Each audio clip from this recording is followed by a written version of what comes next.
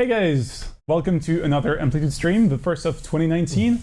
I have with me today Space Troll for our basically annual well wish, and I'm gonna introduce everything that's gonna be going on today. Actually, we have a lot of ground to cover with two special announcements.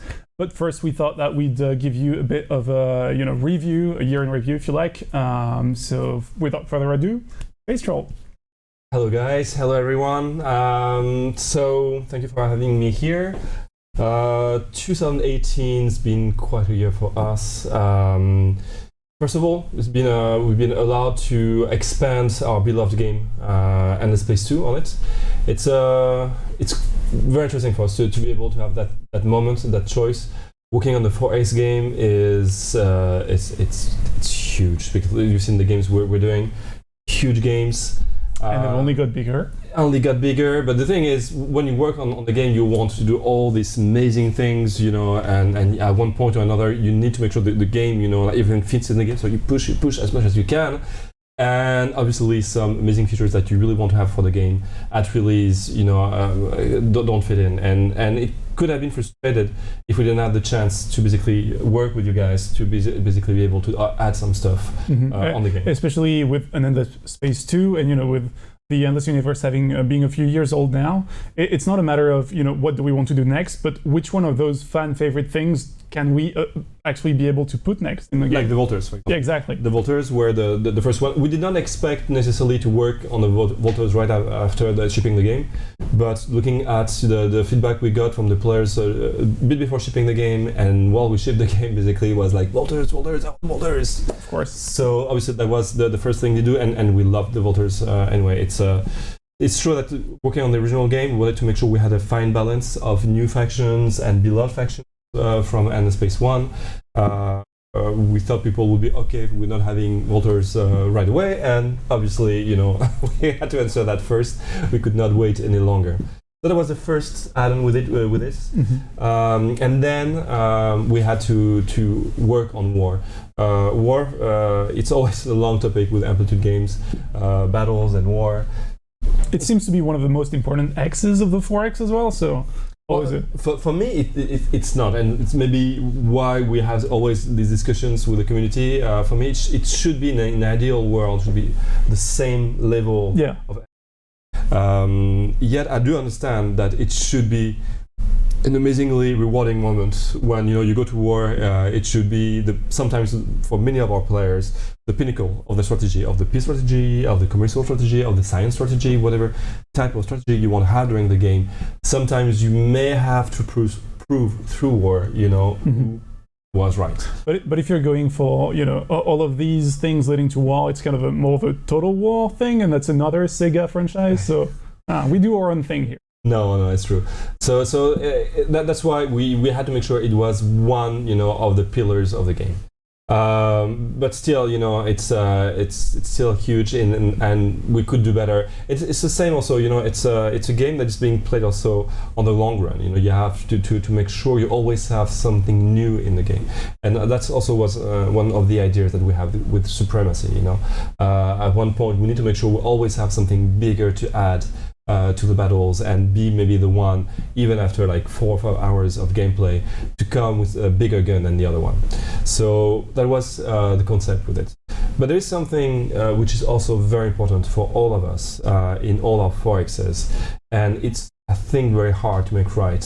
It's the espionage, spying, covert operations. That whole panel is a very interesting part of 4X.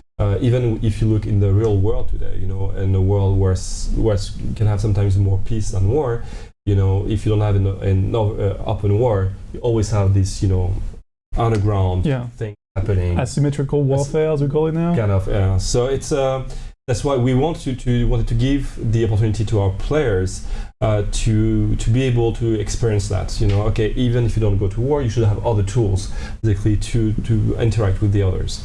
And obviously, if we were to do that, we had to have a faction, like purely set up for it. So we could have done something easy, simple gameplay that would just have more spies than the others, and basically they take some experience, they come back, whatever, or think differently. And there was one part that quite a few of us at Amplitude felt could have been better in the original game when it ships, and even after. Was the different views, the scan views that we had in the game.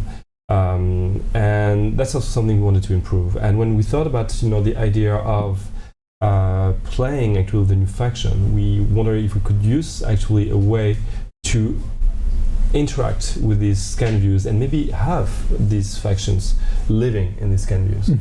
And that was how it all started, basically, with Penumbra, the next add-on coming in. Feedback we got so far from the people who played it seemed to be... When is it releasing already is pretty much the question. And speaking of questions, by the way, we're going to have a few minutes for questions with Romain in a few moments. So if you have some questions, or you may hold on to them or already ask them in the chat, and we'll get to them in just a bit. All right. Anyway, you were saying that spying, we wanted to do something new, spying, exactly, and that's also use the concept. scan So you will see how we interact with the scan views, how basically they have this extremely asymmetric gameplay. I even wonder if we had such an asymmetric gameplay faction actually previously on either of our games. I mean, they're very special. Yeah. Very, very special. So anyway, I can't wait for you guys to play them. Tell us what you think. Definitely different. Always crazy to balance when you have such a different faction. But again, I think it's with you guys that we'll be able to work on that. Now something. 2018 was also the opportunity for us to go back and review a game that we loved, a game that we said, that we would not do any other add-ons to it, and obviously was Endless Legends. We were done. We're done, basically. But it's a game that we love playing, even at the office. So even for some of us who spend like years working on it, it's still a game that we love playing. And after a while, you won't find an excuse to go back to it and add more to it. The thing is, we are that many at Amplitude, and maybe not enough to be able to work in parallel with all of that, with Endless Space 2, with Endless Legend again. That's why also we had to stop working on Endless Legend, and that's where we met with NGD. We discussed that last time when I came already, so I won't get further in, that way. But you could go back and rewatch the previous stream, from last year, and take a look if that interests you. Or also we have a few blog posts on the website. And anyway, I think I will soon let them speak for themselves and explain, what they did on that new add-on. But anyway, 2018, first add-on with them was an experience for us to work with an external studio. We never did that at Amplitude. And I think it was only because it was NGD that we could have done it. The guys who worked on Master of Orion, they had this amazing experience in 4X. And actually extremely, extremely passionate. We have very common views on 4X. Even the way they interact with the community, you guys on the forums is it's basically as if they were just at a computer here. They're the same people as us. They make the same kind of jokes. They've seen the same movies. I don't think it's a good thing, but anyway. I think it's fine in moderation. But yeah. No, it's great. So anyway, that's why we said to do that second add-on with them, and basically there was Symbiosis. Symbiosis that we'll show you a bit more in a few. Yeah, we'll talk about minutes. It in a bit. And the overall idea, I will not get too much into the details with that, but the overall idea that we had with that was to create a faction basically that would interact even more with the planet of Auriga, and also creating a tall faction focusing mostly on one city. And the idea with that faction is they would benefit from still conquering other factions, other cities, and getting stronger with that, and creating the symbiosis with these other factions as well. So for people who loved, the cultists, this one tall faction we had also in Endless Legend, it's something that you should definitely love as well. It's a different way of playing. Again, very unique in the way we've done it, but we do like very much exploring tool factions every once in a while. It definitely changes how you interact. And the interesting bit is that we're doing the same stuff in the Space 2 as well, since the Umbral Choir also have a unique system, which was a very nice coincidence when we actually realized, oh, we're making two tool factions at the same time. It's crazy. Yeah. It's also true. It's by having sometimes the same people working on these two add-ons, because we work on with the NGD early on, so maybe we were influenced by what we were doing on the side, but it's still a good thing to have a few tool factions in the game, and it's played very differently from all the rest, and definitely very differently from the Penumbra factions. So shall we take a few questions, maybe? Yeah, maybe I think we take a few questions, and then cool. Yeah, okay, and then we'll move on to the actual introduction of the factions, of the expansions. So it looks like that computer fell asleep with the Twitch chat on. It's fine, I have my own computer in my hands, so I'm gonna look at Twitch chats. If you have some questions now, it's a good time. So someone was asking, when are we gonna hear more about the Horatio dating simulator that you guys announced last year? Well, I'm guessing the 1st of April is gonna be the release date, so more information on the 1st of April. But I'm sure we'll have some. Endless Legend 2, still not for 2019. I'm sorry, guys. That's the only thing for sure we can tell you today. Yeah, I don't know about the rest. Not this year. But that's for sure. Come hell or high water, there will not be Endless Legend 2 this year. It's on 2019, but again, it's a game that we love, and I hope that one day we'll be able to look into it. Mm-hmm. Someone's asking, so when the new faction will be released, when the new expansions will be released. And so if you go on Steam right now, you can already pre-order them, and they're releasing next week on Thursday. And you also get a discount. We'll get into all of those details later, but basically you get a discount for one. If you get both expansions, one for EL and the other Endless Space 2, you get a 20% discount. So, if you know that you're already probably going to get both, now's a good time to pre-order. Do you ever feel like doing a game not tied to the Endless franchise? Yes. It's something that we could definitely do. It's true that there's so much we can do with the Endless franchise. It's hard to get out of it because you will always think of something else, that we can add or explore within that universe. It's something it's a universe that we love. I think if we don't do it, Jeff would definitely be very disappointed. So we should not tell Jeff, obviously. Although I have heard from Jeff, at some point there are only so many corners of an Endless universe that you can actually keep on adding stuff to. So that might happen at some point. Maybe. Yeah, no, it will happen. It will definitely happen to do something else. But for me, the Endless universe is a universe we'll keep exploring for quite a while. I have the opposite question. When are we going to see games that are not 4X in the Endless universe, like an RTS? It's something that we discuss every once in a while. If you're talking about RTSs, it's something that we always discussed. Obviously, they would be different from what other 4Xs because that's how we like to work.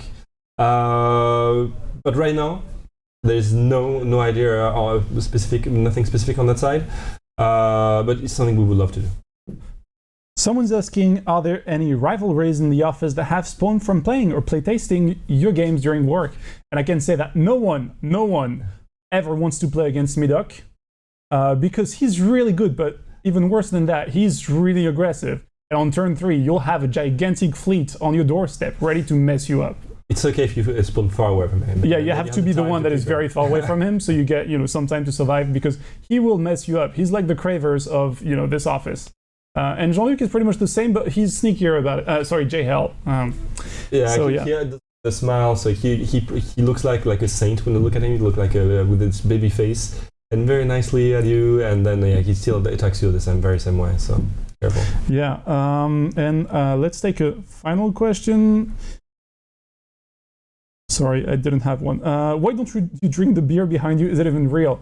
Well, actually, yes, we have a few beers from the previous beer togethers. I guess now is as good time as any to plug the fact that next week we actually have an event at the studio. If you want to come visit and to talk to us and have a drink or 9, it's a good time. This one's actually empty. All the others used to be full. So someone did drink it sometimes. Yeah, someone did drink this one, but these ones are actually still full from 2 years ago, and this one is actually the new one from this year. So, first look at the beer from this year's Beer Together. They've just arrived, and they're going to be delicious. So you can actually find the information on the blog. So if you're in Paris on Thursday evening next week, do drop by by all means. We'll be very happy to talk with you. And we've had some people come over and over, and we have even hired some people we've met during beer togethers. I can name at least two who were here last year as guests and who are here now working on this and the top floor. And I also was a guy people met during the beer together. So yes, it definitely worked. Okay, and we'll celebrate our 8 years of existence. Yeah, 8 years of existence. That is nothing, especially for a small indie studio. I guess we've made it big now. So that is a very, I guess, a successful run so far. So looking forward to 8 more years.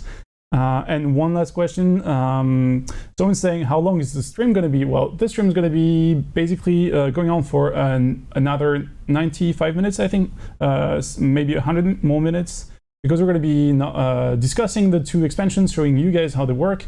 And also after that, we're going to be playing Penumbra, which will be, I guess, your first look at the almost complete build. There are still a couple of things that are placeholders in there because it's an old dev build, but it's almost ready to show you, and we can't wait to show you all the hacking that the JHL we just discussed is capable of.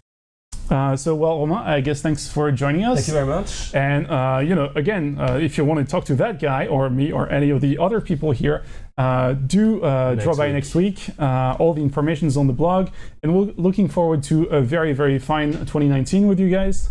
It's been a pleasure so far. So and usually when we get drunk, we say way too much. So, so you know. That's the thing that people who come here should know, but not the other people in here.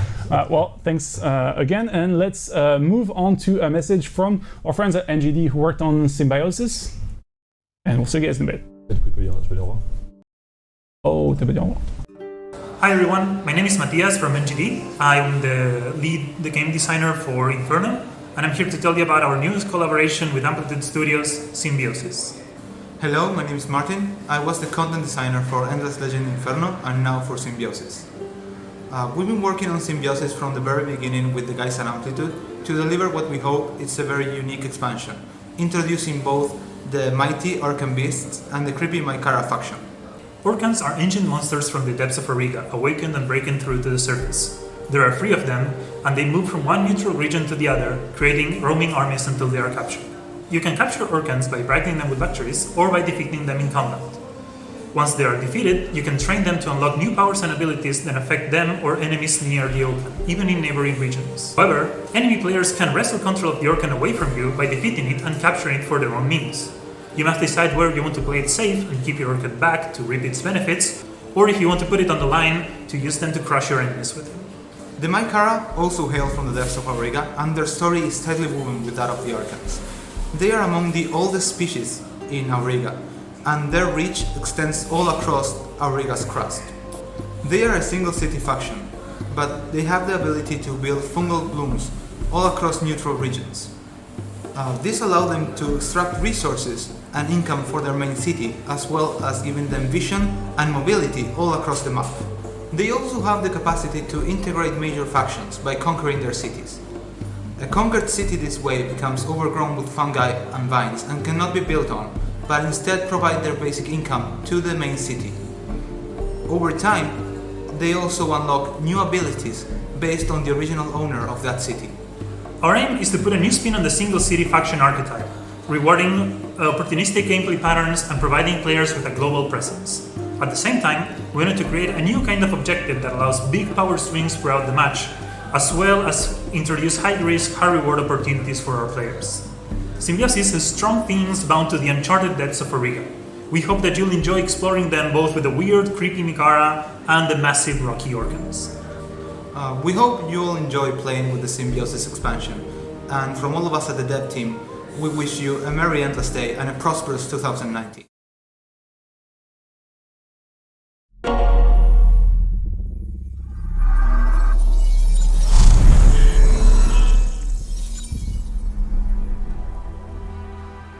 I unearthed an ancient organism and named it Mycara.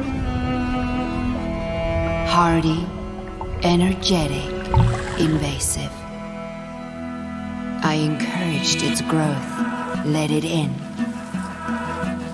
It transformed our knowledge, our lives, our understanding of the Urkins. But the mages, our old enemy, gained control of one of them. And together, they slaughtered all but one. Me. Right now, I have what's your name on the forums, Kaboomer and Story Engine, so respectively lead designer on Endless Legends and well, basically the lead writer on Legend as well, at least on this expansion. That's right. Welcome. Hi. And we're here to talk about Symbiosis, which you've just seen. So, well, you've just had the message from the NGD people who worked on it. And boy, do we love these guys. So I guess the first question would be on the collaboration process between us and them. You want to talk about it? So yes, so this is going to be the second collaboration with NGD. Yeah. So far I can say it was really a pleasure. It's always a pleasure with working with NGD. I mean, these guys are really cool. It's been 1 year.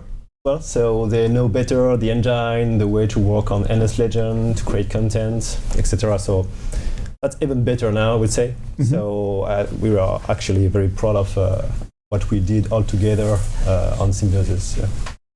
Okay. So do you see, like, was it a process where you Skype each other regularly, or you had meetings? I think this time we didn't send anyone because when we first met them, I think we sent a few people over for a few weeks and they played Cowboys in Argentina. Yeah, that's true. That Last time we had the three of us getting there. Okay, this time was not necessary because we know each other. So no playing Cowboys. Well, but hopefully at some point we'll have them here and we'll show them the sites and do all the things. So the everyday work life is having some Skypes, as you say, emails, etc. And but you're in contact almost every day, right? Yeah, I mean it's important because I've been working on the game for the very beginning of it, so there is always a couple of details to share with them, even if they did a DLC before. Mm-hmm. So it's always very, very useful for them to have this collaboration. It's not every day, but it's very frequent. Okay. Yeah. Now let's move on to, I guess, a question that is more closely related to Symbiosis. Can you tell us a little bit more about the inspiration behind the new faction, the Mycara? Sure, yeah. I hope everyone enjoyed the new trailer, by the way. We're really excited to show you that. Is this the moment when we switch over to some footage of it? Was this the moment? No, not yet. Not yet. Okay, all right. Let's come back. We'll show you some footage in just a few moments. Whenever we release new content for Legend, I mean, Orga is getting pretty crowded now, so we have to... For Dying Planet, it is steaming with people. It does die eventually, as you see in Endless Space 2, obviously. But we look at what's gone before. Obviously, we had Inferno, was the most recent expansion with the Kapaku race that came from another planet. Yeah. Had the volcano forming gameplay. Previously, we've had Tempest, which is about kind of escaped monsters, the Morgwa from the Endless Labs. Yeah. So this time we decided to go underground. Underground. Right. That's Q. Okay, underground. All right. Let's see this.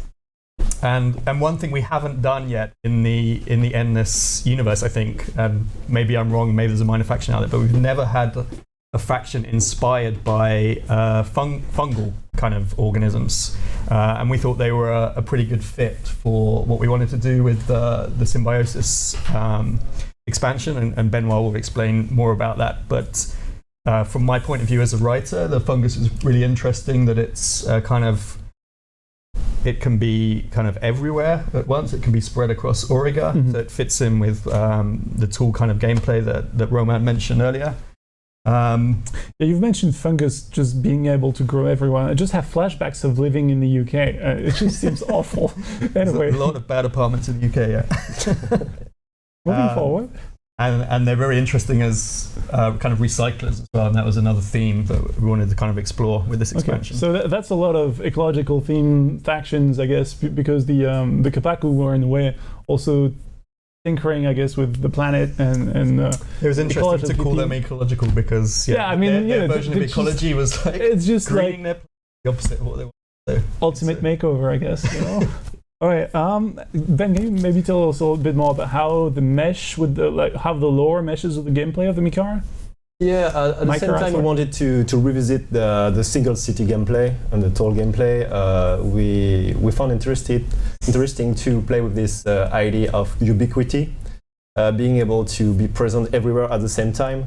So basically, the single city of the Mikara is the fungus, you know, and spreading underground, and being able to, for example, exploit distant. Out of your territory, distant POI like foundations, deposits, places like that. Yeah. Getting the output from these tiles and getting all back to the main city. Mm-hmm. So the idea is to really feel that you got one city that is connected to a lot of single spots, you know, everywhere. And in addition to that, we wanted this fantasy of a faction being able to evolve in a way by integrating, that's the symbiosis, by meeting other faction and getting a trait which fits with the faction they meet. So for example, if they capture a city specifically, like say a Broken Lord city, this captured city do will you still... hate Broken Lords in general, or Yeah, Broken Lords. I love Broken Lords. Okay.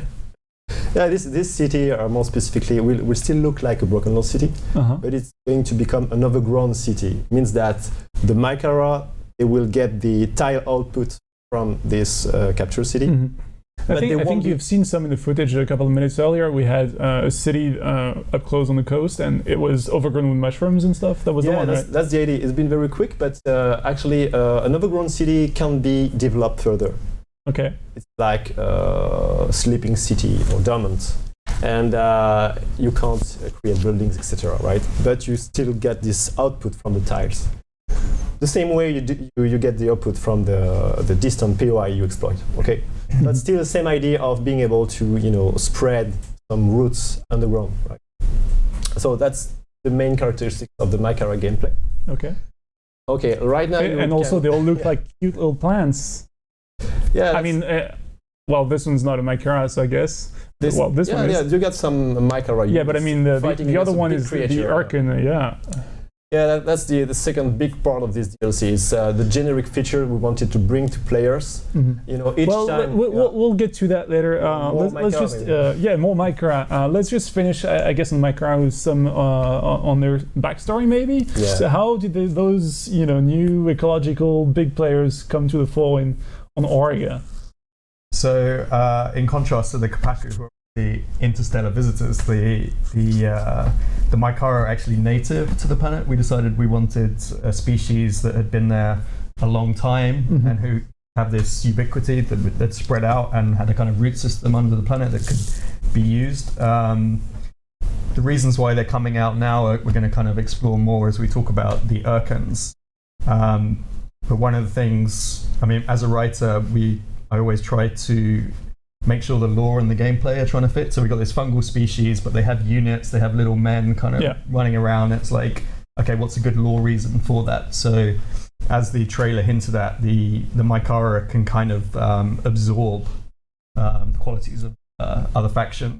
And so that's why you see these units, they're kind of humanoid-esque units, and the quest line that you'll be able to play follows the kind of story of someone who's kind of in that situation. Yeah. I don't want to spoil it too much. All right. Okay. Well, I guess you guys will have to discover it. I see a bunch of questions for people wondering, what's up? It says Endless Space 2, and it looks like you're playing something different. Yes.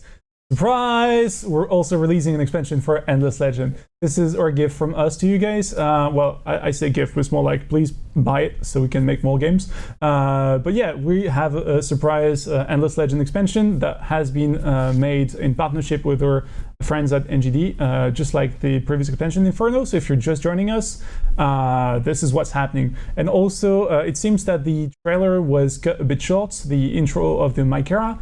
So next time we'll play it, we'll play it again in a few minutes, but this time we'll make sure that when it cuts to black, we don't accidentally, think it's over. So don't worry about it, you'll get to see the whole thing. So and now you get to see this footage again. I guess. Oh yeah, we're back to the cool visuals. So this is what you were talking about when you were mentioning the older units being plant-like. So I really like, especially the one we just saw before, because I really liked seeing the little guys hatch. It's very cool. I saw some people mention them like tree people, but they're definitely fungus inspired. That's and this big guy here in the background. That's one of the Urkans. That's the other kind of big element. So we're back to Ben then. Ben, please tell us about this new feature of. But before that, I take the occasion to look at the picture right now, and you can see all of the fungal blooms, which are the distant POI improvement you can build when you're the Mycara. That was to show you at the moment. So now the Urkans. So yeah, the generic feature. Every time we release a major DLC, there is a new faction, and there is a generic feature to play with the new faction and to play with all the factions as well. So that's very important to us, and it's always a huge challenge to us because, as you know, guys, we have a lot of systems already in NS Legend. It's quite a complex game now, but it's always something different we try to bring to players. So this time it's about different things. If you remember in Tempest, for example. Yes, the sea monster. Yeah, no, I was not about to talk about the sea monster specifically. Too bad, well close. I was eager. In Tempest, we wanted to bring new things on Ocean because before Tempest was almost nothing, right? There was not a lot going on in the ocean. So we put some fortresses in the ocean, basically. New points of interest. And a new way to conquer regions, ocean regions. Yeah. So you had to take control of fortresses, and then you control the oceanic region. But this time, it's again about controlling regions, but with a big creature called an Urkan, or the code name Kaiju. Oh yeah, of course Kaiju, because all big fans of Pacific Rim and Godzilla. And the thing is, we needed something different. So okay, an Urkan is a unit. You're going to be able to move it directly on the map, but the first purpose of an Urkan is to take control of a region and to influence all of the nearby regions. Mm-hmm. For example, you got a wild Urkans roaming like a minor faction would do. Just roaming like this. Like on a rampage up to no good. In mid game, something like that. You got the first Urkan rising, resurfacing. Okay. Is it aggressive? Is it going to attack you? It's kind of aggressive because it's going to spawn lice armies. Okay. Lice, there are some kind of minions coming with the Urkans. Right? Okay. And so from the mid game, you got one Urkan resurfacing. So you got the choice. Don't do anything and just fight against some lices around, or let your enemy taking control of the Urkan, or you take control of the Urkan. It's, an Urkan is a bit like a nuclear weapon. If you take control of an Urkan, it's better having it. Gandhi's going to use against you? Gandhi's going to use against you? Yeah, kind of. The thing is, you got this wild Urkan moving from one region to the other by using underground tunnels in a way or the other. Like they move very fast from one region to the other side of the map, which is unique. And, for example, I go meeting that Urkan, I tame the Urkan by paying some luxury resources. Yeah, because it looked like you were beating the crap out of the Urkan. Yeah, because you can also defeat. Here's my checkbook! Okay. Or you can take your sword and say, I'm going to defeat this Urkan, is going to be mine now. Okay. So you defeat the Urkan, it becomes yours, and then you can train. You can train. That's the term. You can train your Urkan, yeah. I can train my Urkan. Little trainable monsters. And you will see later, or maybe you already seen that. You have already seen that. It's there is some kind of a new screen to train. Yeah, a new skill screen. Each of the three possible Urkans in a game. Yeah. And for some, powers you can unlock. Sometimes you require, two Urkans are required to make this power unlockable. Okay. So it's kind of like a Venn diagram, and only those skills are only available when you get both sides. Yeah, exactly. So if you can see, there's a cost to the training, right? And there's also a risk to that because if you train one of the Urkans then it gets taken from you. Yeah. Your training has gone to someone else. Yeah, exactly. That's very new. You pay that price, but if you lose the control of your Urkan, maybe it's going to be Steve using my Urkan with my power. It's my Urkan. You're okay. So that's very interesting. And if you manage to have the three of them, you're getting really, really powerful, and you got this opportunity to unlock this very unique and central power because you got the three archons. Yeah. And the secret for now, what it's doing. Okay, I thought you were leading up to something, and it's just like, I mean, like, look at the screen right mystery. now. Oh, in the very middle. In the very middle, there's an ultimate skill. Or something. You get all three together. Yeah, that's the idea. Okay, well, Steve, I guess final question for you is, can you tell us a little more about the connection between the Archons and Mycara? Sure, yeah. So we've got this ancient species, the Mycara. They've been on the planet for a long time, kind of. Also, we've got the Urkons in the kind of same situation, which plays into the symbiosis theme between them. So the Mycara and the Urkons have this relationship that's been going on for a long time, right into the distant past. And again, that's something we're going to explore in the quest lines. I don't want to spoil too much about it, but they are connected. There's a reason why the kind of Mycara are responding to the Urkons and vice versa. And you can really feel that in the game through the gameplay of the Mycara, because some of the traits, there are abilities of making the most of your Urkons, like being able to put their units inside an Urkon army, for example. This is very unique to Mycara. Nice. Yeah? It's like a party bus, you know? Yeah, it's a bit like that. And there is another one about diplomacy. The more you got Urkons, the better you are at diplomacy. I noticed that I asked you a direct question and you said, there is definitely a reason, but I'm not going to spoil it, and I resent you for that, because I feel like you really set me up for this. All right, well, I guess if you have a few questions, we're going to take them now. I guess we can do that, unless you had some more stuff you'd like to add before we take questions, especially because you cannot see the chat. So someone was asking whether they missed the Penumbra preview. No, the Penumbra preview is coming just after that. But since after the Penumbra preview, we'll be playing Penumbra to show you guys. We thought that it made a lot more sense to announce the surprise new expansion of Endless Legends and then move on to Penumbra. Also, if you've just joined us, we'll be showing you the trailer in a few minutes as well. So yeah, my first question is: will you add them to Endless Space too? Oh.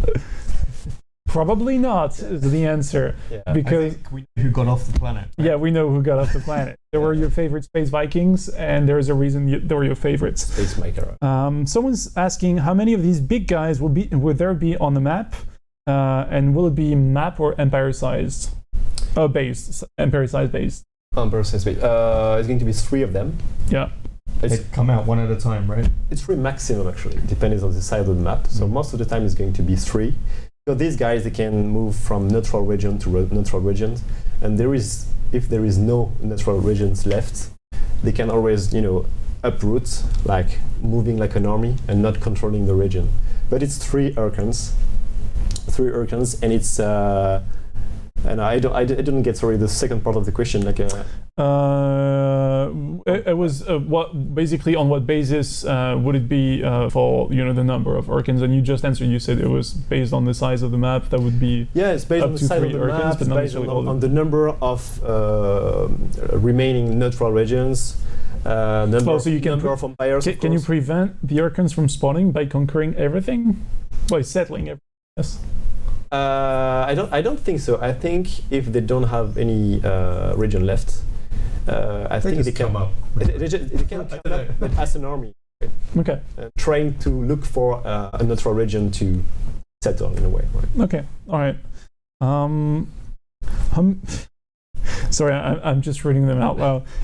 Someone's asking, when is the next community spotlight? So that's someone who reads the blog. That is very cool to hear, and that is probably in the next few weeks, but it's the week. Well, we're starting the week until the Endless Day, so it's going to be a very busy week for us. So anyway, in the next couple of weeks, probably. Someone else is asking, and that is not a question for you guys because you have no idea about the next discounts for our games. And we actually cannot say anything on that front because Steam. Valve really don't take it very well when you actually start, giving the secrets about all the sales and the dates and everything. But we can talk about prices now, though. Right? We can talk about the prices now, exactly. There's a And extra. right now, if you pre-order the expansion, which is set to come out next week on the 24th, you will be getting 10% off. So the price, the going price is €12.99 or dollars and £10.99. And so yeah, you get 10% off that if you get them now. You get the same price and same discount for Penumbra, and you get actually a 20% discount if you get a bundle of both. So, and this is valid until their release, I think. But you can check that on the Steam store. Just make sure you take a look at the expansions on the Steam store. And again, if you're the kind of player, and we have a lot of these who plays both games, it can make sense to just grab them now. I'm just saying that because, more money for us, more games for you. So, that's the way the cookie crumbles. Someone is saying they love our issue. Well, of course we'll do. Questions on Symbiosis or? Questions? Yeah. Sorry. So someone's asking on what basically did Oregon make the Urkins, and can you answer that without spoiling too much? I guess. I can't talk about that. Oh well, sorry. This is a direct question about Symbiosis, and we say that they're kind of resurface to kind of balance powers at the surface between empires. That's the idea. That's what we're discussing, and much more. So, looks like The question? Yeah, sorry. Can you set the number of Urkins on the map in the creation settings? I'm not sure. I think it's automatic depending on the size. There is a game option. Okay. If you don't want to play with Urkins. Okay, if you're afraid of the super weapons, I guess. But you can't decide. Right now we can't decide. I just want one Urkin. You're kind of lonely if it's only one coming out. Is this possible? So if you have just the one, you cannot basically unlock all the other skills, right? You're limited to only the one skill in the one quadrant of the skill tree. There's a Venn diagram, basically. Yeah. You'll see on the training screen. In most of the games, it would be at minimum 2 Urkins, and most of the time, the 3 of them. Okay, all right. Until very end game. Is there any kind of synergy between the Urkins if I have all 3 of them, next to one another, or if I'm attacking a city at the same time? Like, what do I get for having all 3 of them besides the ultimate skill, which you cannot tell me anything about? No, there is 1 through 3, 4 powers that you can unlock, and they all depend on the number of Urkins you own at some point. So, and these powers specifically are more powerful than the usual one which are unique to one Urkin. It's already huge actually. So if you just imagine like having one of these big creatures being able to literally kind of teleport itself from one region to the other side of the map. Let's just say they take a shortcut by going through the earth. And then being able to uproot and being a powerful army. Maybe you have a guardian to fight against it, but maybe it's not going to be enough. Mm-hmm. And you can send your lives. Yeah, can you tell us a little more about like relative power of all of these big things on Orga? Like, would the Urkins be able to defeat the sea monster? We're doing top trumps, what's the numbers? I don't want to spoil too much, but an Urkin is kind of indestructible. It's immortal. So even if it loses in a battle. Oh, you just get it to your side. Yeah. Okay. So I mean, if you lose the battle, you lose the Urkin. To be clear, but the Urkin, you don't need to build an Urkin. Mm-hmm. It exists, right? Okay. I still don't have an answer to is the sea monster better than the Urkin? That's the Pacific question. Exactly. You said kaiju, and my mind is racing with those questions. Okay, I guess it's just me. Someone has a question. Oh, it's a long one. Hold on, let me see if there's any profanity in this. Yeah. Someone's saying that they love seeing elements of variants of the races and how they influence each other across games. For instance, seeing elements of the cultists in Endless Space 2 with the Vodiani, and elements of the Cravers in Endless Legends with the Necrophages. And they want to know whether we will unify the presence of more factions in both games. Like basically, if we will keep on having these parallels between the factions in Endless Space and Endless Legends. I think it's a small question for you, Steve. Possibly.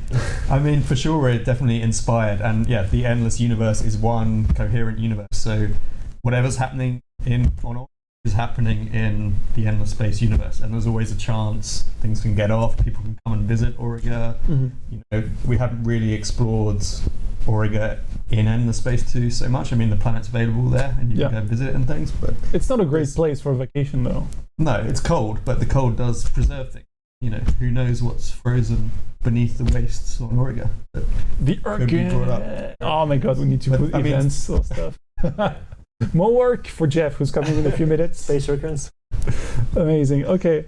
Someone was asking whether we had, if we could have a function, if we could make sure that all the factions we have in Legend at the start of the game spawn on a region that is adapted to them, because it is true that there are sometimes some edge cases in which you spawn someplace and you're like, well, this is clearly not my neighborhood, I guess. I'm just lost. Yeah, we really paid attention for the Kapaku, for example, to make sure. Yeah, I think that was the thing we really did with the last expansion to make sure that it's probably the most constrained spawn location we had with the Kapaku. I guess you can always have some edge cases, so it would help us a lot if we knew a little bit more about the settings in which you played, because those can unfortunately influence the how the engine can calculate where you should spawn. Yeah. So it's hard to just say like this, but we try really hard, especially because the Kapaku are really dependent on a specific spawn. Oh wow! Someone has a very cool question. You guys already made a game that is universe size, a game that is planet size, a game that is ship size. Do you have plans for something city size or even microscopic? That is my favorite question so far. That's a good one. That would be great. Like endless dust, and you have nanomachines, son, and they're fighting one another.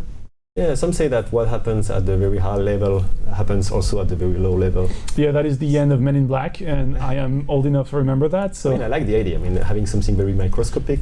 Yeah, it would be very cool. Actually, it would be really cool to explore a city, like one of the cities in Auriga, at that level of detail where we can really flesh them out and.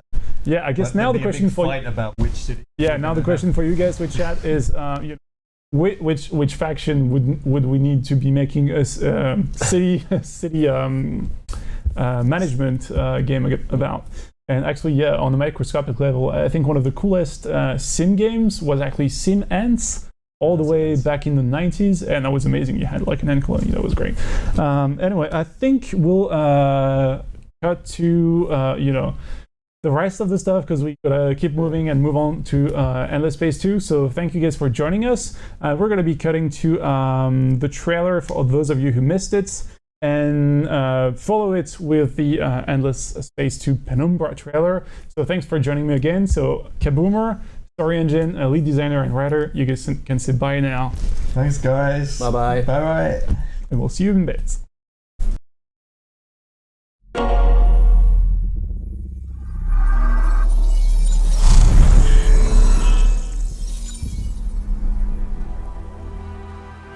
I unearthed an ancient organism and named it Mycara. Hardy, energetic, invasive. I encouraged its growth, let it in. It transformed our knowledge, our lives, our understanding of the Urkins. But the mages, our old enemy, gained control of one of them. And together, they slaughtered all but one. Me. That day I gave myself fully to the Mycara. And we became a fearsome power, hungry for vengeance.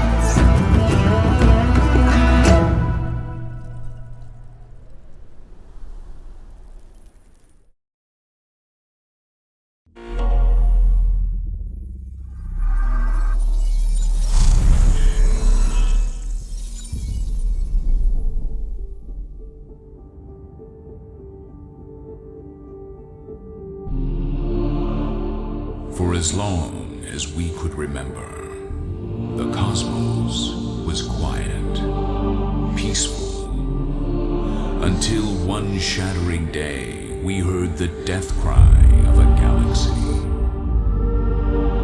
It was then we understood our purpose, to heal and bring peace to whatever life had risen from the aftermath.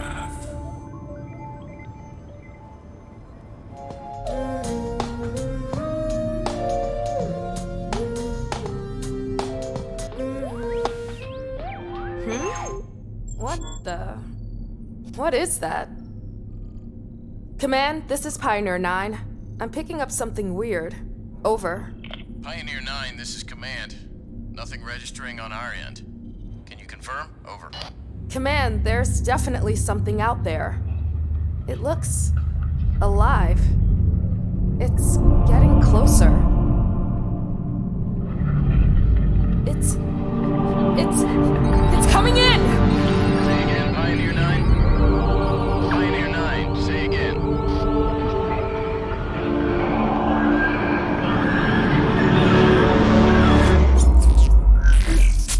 Radio check, Pioneer 9. Status, Pioneer 9. Pioneer 9. Command, this is Pioneer 9. Disregard last update. Over. Pioneer 9, this is Command. Please confirm you are not in danger. Over. Command, this is Pioneer 9. Everything is in order. Out.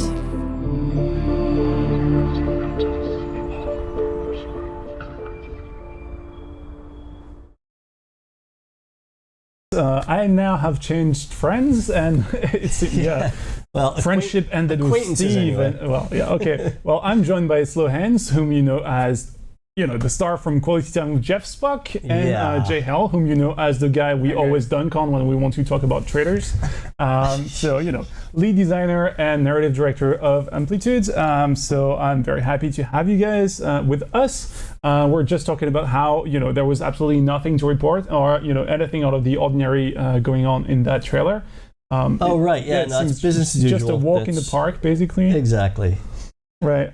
So basically, we have a brand new expansion to talk about. We do. Who wants to start? We have a new faction. Let's talk about the gameplay, maybe. Okay, then Yeah, I'll let's start with gameplay, and then I'll invent the lore kind of as we go along. Yeah. Well, that's the way you usually do it, right? So yeah, I mean, for those of you guys who haven't watched the dev blogs, the main theme of the expansion was espionage this time. As Romain pointed out, we didn't want to do the regular, classical espionage that you find in most 4X, and we actually spent quite a lot of time looking at references and trying to find how it would feel like spying, but in a more modern approach. And we might have been inspired by the current world, recent events, most techniques, new techniques of using espionage to your advantage. And well, basically this is how hacking was born, and because also it has a more science fiction feel to it. So that was the whole basis for the DLC. There we go, hacking. And then we were like, okay, how do we go about making a faction that the community has voted a lot of stuff on, work with hacking? Exactly. We like to make it complicated. Sure. While you guys like to make it complicated, we ask you very straightforward questions, and you guys always vote for the crazy stuff. So then we have to deal with trees it. and living clouds and stuff. Come on. And this is what brought us in. And internally, we really wanted to do a toll faction that was playing. What we mean by toll faction is a faction that handles very few systems, but their systems are very powerful. So they're opposite of the wide factions. In the game, I guess the United Empire could play quite wide. The Lumeras? The Lumeras could play quite wide, and so they would be opposite to this. So we went full speed ahead on this, and they actually only managed one system, which is hidden at the same time, hidden on the special nodes in the galaxy. So as you may have seen from the trailer, the UC, we call them the UC for Umbral Choir, because it's super hard for me to pronounce with my French accent. UCs, yeah. So the UC are a very different faction. Like they are hidden and they rely completely on hacking to function. So they only have one system. They're going to hide in special nodes, And if things get hot for them, like their system is being detected or whatever, they can actually displace to other special nodes, but they need to place beacons first. Anyways, we'll see that later. It's a whole like feeling of like the alliance in Star Wars, like we've got God, we gotta move, and then heroics happen. No, actually, no, not at all. Never mind. All right. Maybe the first. Actually, okay. They only manage one system, but they are able to place what we call sanctuaries on neutral systems and on occupied systems by enemies. So the UC can actually cohabit with another faction on a system without them knowing. This was a UI nightmare, and we've done our best. Now, actually, from the feedback we got from the closed beta, the faction works quite well, and we're very eager for you guys to get your hands on it and get your feedback. And say nice things. And their last really good key points is that they're a lot based on sleepers, and sleepers is an addition that all factions have in the hacking expansion. That when you hack a system, you can transform one of its population unit in a sleeper, which is more or less like a sleeper agent, I guess. Sleeper agent, basically. Yeah, that's basically what you saw in the trailer. Yeah, exactly. The hero becomes kind of a sleeper, and unknowingly she's providing information to the UC about what the Empire is currently doing. So you are obtaining vision on the system, and you can do a whole other bunch of actions with sleepers, especially with the UC. And I guess the last thing I want to tell you is that their fleets are natively invisible, and all the factions can get invisibility modules. Actually, good timing on the video. Yeah. You did that on purpose, didn't you? It's very impressive. Yeah, he's been keeping to the timing. And this is, I guess that's it. A brief overview of the UC. Right. So let's talk about the lore now that we have the battle sequence playing. Yeah, that's right. Can you tell us a little bit about where they come from and what they do and what they like to eat? It's their favorite series on TV. So yeah, we have to back up a little bit. Basically, when the idea of the Wraith faction came up and was voted, this is where the votes went. So this is what this is what you guys actually wanted to do. We kicked around an awful lot of ideas. The first thing we came up with was something that was sort of based on dark matter.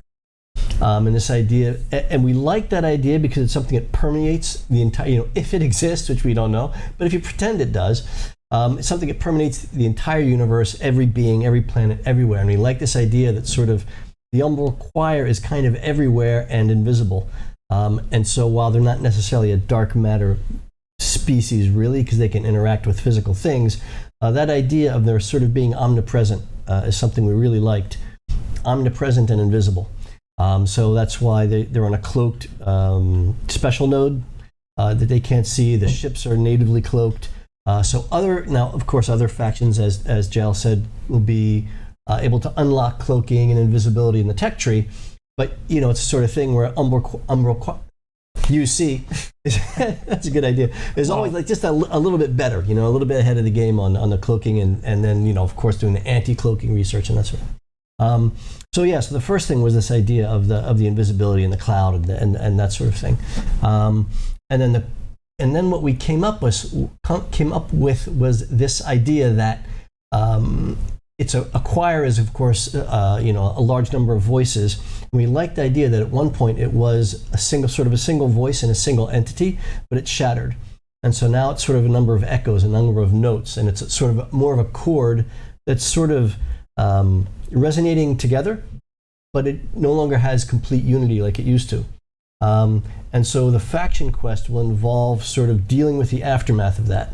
And do we want to stay as separate shards and become individuals, or do we want to try to reunite and bring ourselves back together as a single entity and that kind of, so the faction quest gets a lot into that.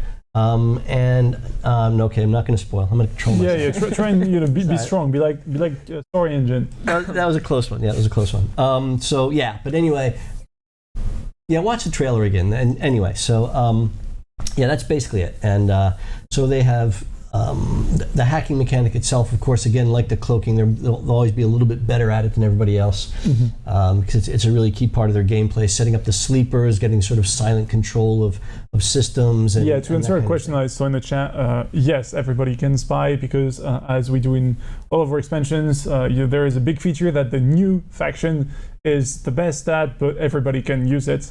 And so the Umbral Choir are the best spying, but everybody can try. You know, it was key to us. I mean, certainly from the lore side, I think also the design side is that with the Forgotten in Legend, we did sort of the more classic, what you'd think of as infiltration, espionage, and that sort of thing, where you actually send a hero to a city and they integrate and they start spying on people. You can assassinate things, find out what's in the building queue. We're thinking you could do that kind of thing, but you don't really have that sort of neat science fictional futurist twist on it. It's too traditional. So that's why this whole idea of this sort of invisible wraith faction, using sort of the network of connections between nodes and systems and even constellations, trying to find its way across the universe and connect its way and listen and discover. So yeah, I think it's a pretty cool mechanic. I think it worked out really well, and hopefully I think it's amazing when you play it. So that's what we're going for. Okay, wow. And so we've just mentioned how they're the best at spying. Can you tell us in detail how the spying happens? Like, what can I do to mess you up with my computer powers without doing the Hackerman cosplay today, guys? Sorry, it's a lot of work, and it's very difficult to actually put on the visor and everything when you're sitting so far away from the computer. So the hacking, is available to everyone. You get the outcomes, I guess, that you expect from espionage. You can get information on a system. You can implant sleepers, which will give you vision. And the UC, actually, I think this is my favorite thing about the UC. This is a special interaction that they have with the sleepers, is that once you've transformed the population to a sleeper, you can then hack the system again to what we call abduct him.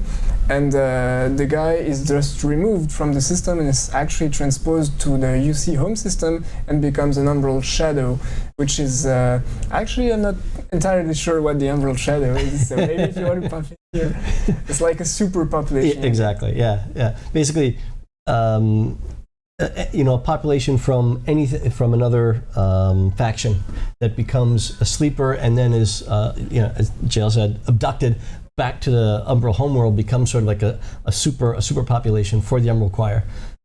Sort of like, what would you compare it to? Kind of like the Guardians, I guess, but not really. I mean, but not trees. No, not trees. Guardians in in Endless Space 2, not in Endless Legend. Yeah. But the thing with the Guardians being that they are on other systems, whereas these are obviously on your home system. Right. Which we just saw. That was the big ring thing that you guys actually named the Nexus. This is the outcomes not this. These are hacking outcomes that you're seeing. So I think these are the upgraded ones. Once you hack, if you manage to hack the home system, you're going to get improved version of the outcomes, which are very, very powerful. Like you can see the topple government one, which will just simply put the empire into anarchy. You get one which will trigger revolutions and all of its system. The jam command forces a detrimental ground battle strategy unknowingly to the empire who is the victim, so you can plan very masterful strategies on it. It's good fun. Yeah, it's definitely in multiplayer. It's a lot of fun, and it was a challenge for the AI, but it's actually gotten pretty good in the last iterations. How long can the AI survive against you? I worked on the AI, so it's not fair for it.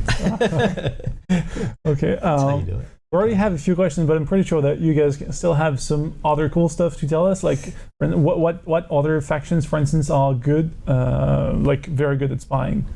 I guess when we played with Shell, he managed to pull a very nice one with the Sophons. Actually, any faction that is science-based has a good shot at spying, because the hacking technologies are located in the science and exploration quadrant.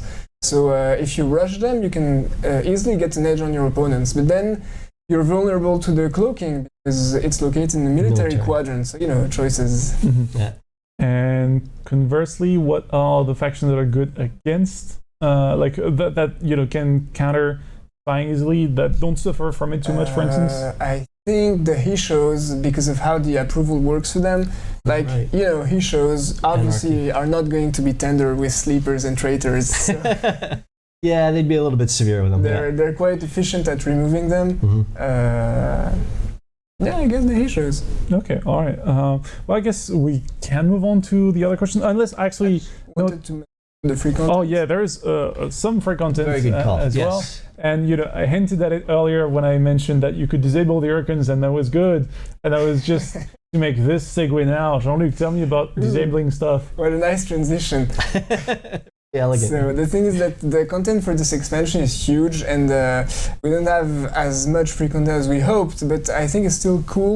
And the first one that we did is actually coming from a popular demand on the forums from you guys, that apparently obliterators are deemed too powerful by some people.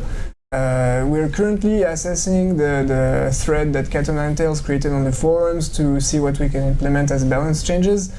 However, we've added an option for you guys to disable what we call super weapons in the game, so it will prevent you from building obliterators, core crackers, and the system shields. You'll still be able to build a citadel to get the economic benefits, but it won't have the shield. Okay. So I guess more choices for you. Okay. This is the first one. You have a lot more stuff on the list here. We've added new technologies in science and exploration, especially the late stages, because it was a bit empty. A lot of stuff is focused on gas planets, I think. The scan view rework is made free for everyone. We've reworked a lot of stuff. The information that was there was sometimes a bit cluttered. We've made everything clearer. The trade info is even more prominent. There is a lot of stuff that has changed here. Yeah, the key thing to add is that basically the hacking interface is the scan view. So that's how you see how your hacking is going through the nodes and through the different systems. That thing, you're in scan view for that. And you can actually read that really clearly. It's actually worked out really well, I think. But it's not something that's like yet another layer in the standard Galaxy view. You have to go into scan view for that. So naturally, scan view was also enhanced and improved and decluttered and that kind of. Yeah, it's just as good. You know, you don't want like a menu within the menu within the menu to enjoy the new stuff. This way, you just have to press space. Like, oh yeah, I'm hacking that dude. It's fine. Yeah, exactly. Moving on. Definitely. And the last point also comes from a suggestion from you guys. It was to be able to sell heroes on the marketplace. So we did rebalance a bit the prices of heroes, which was a bit low. They now cost more dust to buy when they appear spontaneously on the market. But any faction is able to sell the heroes on the marketplace. Okay. Personally, I think it's a bad move, but you know, to each their own. You guys asked for it, so okay, you know. There's some other stuff in there as well in the free content. No, I think that's pretty much. That was it. Maybe there's stuff I'm forgetting. That's not my. Okay, Those are the big pieces. You did mention the behemoth disabled. Yes. Yeah. Okay. All right. I was just not paying attention to you, which is how a relationship works, really. But sorry, I was. You guys want to sit next to each other? I can move over there. It's fine. We'll keep you for a bit. It's better if you what. Right, I was looking at and seeing that we have a lot of questions in Twitch chat already, so I suggest we move on to the Q&A. And after you guys, if you're interested, we will be we'll have a very short break. Well, first we'll be showing you the trailers again for both expansions, and we'll have a very short break because we have to switch PC, poop, poop, and then we'll be back. And with that, dude, I'll be showing some hot gameplay for, well, until 7 really, so that will be maybe a solid half hour, 40 minutes of gameplay. And now moving on to your questions. Someone was asking in Twitch chat, do the Unvocaler benefit from the effects of the special node they spawn on? No, it's the only special they don't get the effects on. To benefit from the effects of other special nodes, they have to place what we call the transmigration beacon, which is the beacon that allows them to displace their home system if they're in danger.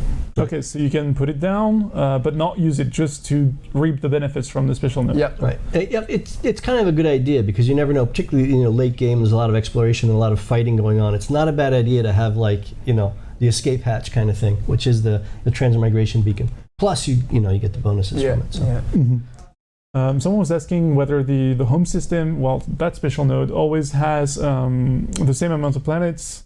and everything, or can it vary from game to game? No, it does have the same amount of planets. And yeah, you're right.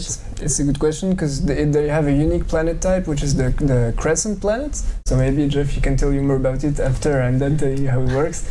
From a gameplay point of view, the crescent planet, it looks like an artificial planet, so I don't know for sure if it's artificial in the lore, but the UC can upgrade them. So you start with very basic crescents, and as the game progresses, you unlock more stronger types of crescent that you can build.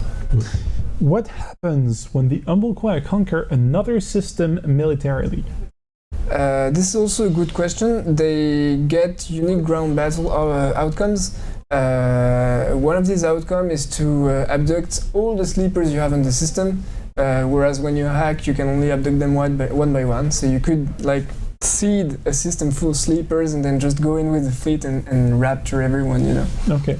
Well, related to this, I'll be religious metaphor, but why not? Let's go for it, Can you put sleepers into another UC's home system and then abduct them from them? You can. That sounds very mean. Actually, UC instructions was one of the most difficult things to design for this expansion. Okay, but you can do that. You can do it. All right. Well, do you know if you're gonna get the normal populations first, or can you get directly? Can you go directly for the Umbra Shadow? No, you still have to put the sleeper on the UC and then abduct it. Okay. All right. Let's see. Well, a lot of people are saying sleepception. Yeah. Someone's asking. Just come in asking what the other expansion is, because when we put the stream in picture, we had a big question mark. The other question mark is basically Symbiosis, new expansion for Endless Legends, which is releasing the same time next week. I was going to say more on that later, but actually more on that earlier. You can go back at the end of the stream and rewatch the start, because we'll upload it as soon as we're done here. So yeah, it's going to look very exciting. It's also a very tall faction, just like the Umbra Choir, and we hope you like it. Wow, so yeah, there's a lot of questions here. A bunch of people are asking whether you have anything planned for the Vodiani, because they're their favorite faction. If you mean in terms of new features, no. No, it's more like balance changes or, Actually, I don't know if for how long you followed the game, but quite recently did a balance mode that changed quite a lot of stuff to Vodiani. So if you haven't played the game in a while, I encourage you to try it again. Do you have to load it as a mod, or is it now integrated in the game? Now it's part of the base game, right? Yeah. Mm-hmm. So, yeah. Actually a very, very interesting question, because I'm not sure this is something we touched on. Someone's asking whether hacking adds any new interaction with pirates. But I guess we could talk about all the different type of targets for hacking. This is a very good question. And actually, you have new interactions both with pirates and the minor factions. Right. And these guys also may hack you. Actually, in early game. Yeah. So the way you protect from hacking is that it's very map based. You'll see when we get to the gameplay part. And you place what we call programs on nodes. So you have offensive programs and defensive programs. Obviously, defensive programs slow down the enemy trying to hack you, and they trigger security breaches. So if someone tries to pass over a node where you have a defensive program, you'll start what we call a trace. If you trace the path back to its origin, you'll cancel the hack and apply negative effects on the hacking system. Mm-hmm. Okay. So it's got the hacker counter hacker design to it. So it's pretty fun. A question for you, Jeff. How good are the Humble Choir at video games? At video games? Yeah, it's a very important question. Are the Humble Choir? I mean, if you can spy on people and you're the best at hacking, well, it kind of follows suit that you should be able to prevent the game from starting for your opponent. They don't have fingers though, so the input method is going to be limited. But assuming you can get a UC to computer interface set up, given that they're kind of like a single mind, it could be pretty awesome, I think. And they, certainly with the hacking, it would depend on the video game. I don't know how they do with Japanese visual novels. That's maybe not their thing so much, but strategy, I think they'd be pretty awesome, actually. How good would they be at Rocket League or Overcooked? You know, rocket. You know, the whole idea of using feet to do something is I don't know if they get that. You know. Okay. So, it's tough. Oh, someone's asking how they can acquire strategic resources and luxury resources, and whether it is by hacking them away from other people. So they place. I forgot if I mentioned it. They have. It's true they have one system, but they place what we call sanctuaries on other systems, and the sanctuary is more or less like a hidden system for the UC. So when you place a sanctuary on a system that has resources, you will mine them back to your empire. Right. They have to be neutral systems, though, right? Initially, yeah, and then if you get sleepers on an enemy system, then you can also put a sanctuary there. And of course, the regular factions have options to remove sanctuaries if they detect it, because all of this is invisible. Remember. Someone has just allow me, because it's really cool. Like if you get enough sleepers in an enemy empire, you will also start leeching their resources, their dust, luxury, and strategic resources. Okay, someone was asking again a question for you. If they don't have feet or hands, could they seduce Horatio? You're picking the tough questions. Well, I have a lot of. I'm trying to shield you guys from all the questions about the Horatio dating simulator, which is the other game we're not covering today. Right. Let's just talk about games we're doing. Yeah, okay. I mean, the main problem, I guess, is that Horatio really sees Horatio as beautiful and no one else. So Right. the only pretty person in the universe is himself. But would they have stuff that he's interested in? Well, the question is, I mean, like if the Umbral Choir can appreciate beauty and perfection in a humanoid, right? Oh, That's one thing. And if they can, would they sort of view Horatio as the the most extreme example of that? Mm-hmm. That's interesting. I don't think Horatio would bother trying to seduce something invisible that can't. I don't think he'd be particularly attracted by that, unless it was like a challenge. Unless like the Umbral Choir thought they were smarter than him or something, and he had to prove that they weren't. I don't know. So follow-up question: What does Horatio get from splicing them then? Can you splice them? You can splice the UC if you manage to get their population, which Right. you need to conquer their home system first, which is It's a bit hard tricky to do. then. Right. I mean, you can do it, and if you manage to do it, the UC population have bandwidth bonus, which is the hacking we use for resources. See, but if you're Horatio, seeing as you need like an ever higher amount of population, it'd probably be a bit tricky to get enough UC to be able The to thing is splice that them. once you get the UC pop in your empire, you can use the famous Horatio farm systems to just Right. increase the UC population and splice them. Oh yeah, true. Okay, all right. Horatio finds a way. Just genius. Horatio finds a way. I wish we had some Jeff Goldblum memes here. Okay, very good. Sorry, you only got one Jeff here. Well, and what a Jeff. Someone's asking, is it the 24th yet? And I wish, because again, beer together. Well, might as well. We're at it. If you're in Paris on the 24th of January, which is next week, every year we celebrate the Endless Day. That is the anniversary of the creation of our studio with, not an open house really, but an open invitation to come and share a drink, whether it's the beer we specially make, and as long as you have only a few of these, it's fine. You gotta Right. remain in control. Or any kind of non-alcoholic beverage, and ask us any kind of question about how many UC can fit on On a pinhead. pinhead. Sorry. Exactly. Pin, I guess. Or other very, very more important, maybe a little less silly questions about that stuff. This is how you can get access to the top dog, Space Right. Troll, who, as he mentioned himself, once he's got a couple of years, is always very Yeah. happy to discuss about anything with anyone. Sometimes you have to keep them under control. Yeah, that's my job. That's not okay, your problem. That's good. So yeah, if you're in Paris next week, drop by. Well, first tonight, drop by the blog or Let us know, Devblog, though. and let us know, and also save a spot, because you have to register. We have to have your name. But yeah, we'll be very happy to see you. That is our 8th anniversary, right? Exactly. We're 8 years old this month. Yeah, Amplitude like Studios, so, wow. when Amplitude launched, there was 11 people in a tiny office. And I'm pretty sure that this room here is like pretty much as big as the very first office was. A little smaller, but Okay, there well, were close 11 enough. people still, and it had a toilet, so that was Oh, pretty well, you had a toilet. That's good. In the room? luxury. No, there's a little door. It was civilized.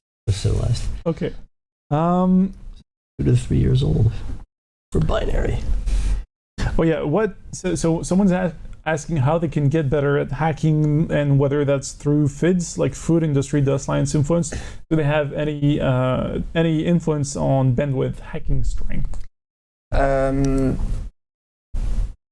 Sorry. Hacking is mostly... Just tell me if I'm boring you. I'm in trouble, sorry. Hacking is actually done mostly through bandwidth, and bandwidth is increased through the science and exploration quadrant. So it's in the tech tree, but it's not directly tied to the feeds. We did try some iterations internally that were based on if you have more bandwidth, your hacking is more powerful and stuff, but it was not really working out. So currently they're decorrelated. Okay, resources and the strength, and the strength or speed of the hacking. Yeah. Ha! A very good question. One I'm very happy to actually. I'll take an answer myself. Can you use the obliterators against the UC? No, you can't. You cannot destroy a special node, and I'm very happy about it because that is one thing I'm really not fond of. Oh, but on this subject, we added a constructible for the UC that they can place sanctuaries on destroyed planets.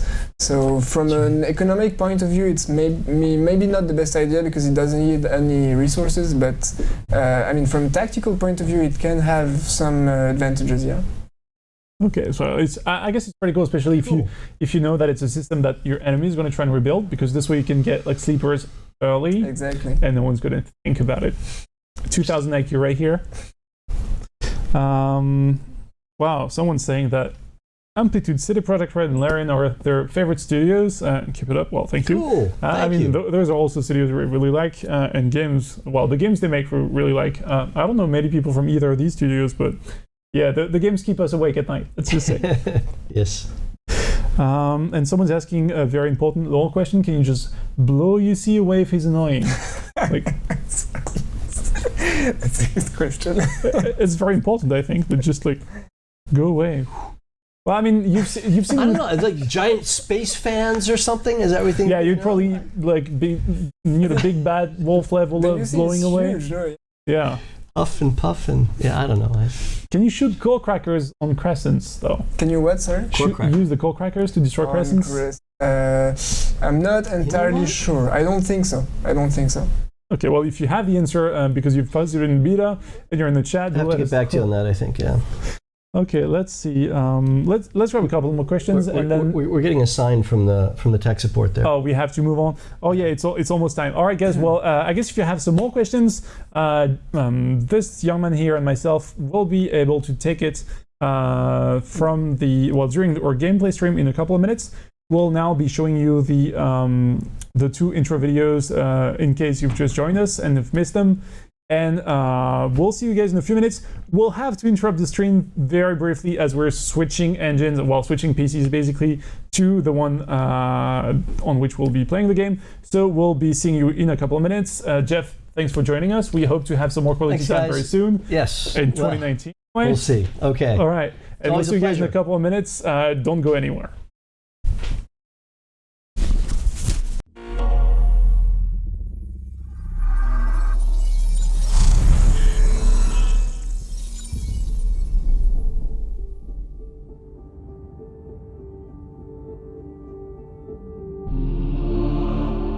For as long as we could remember, the cosmos was quiet, peaceful, until one shattering day we heard the death cry of a galaxy.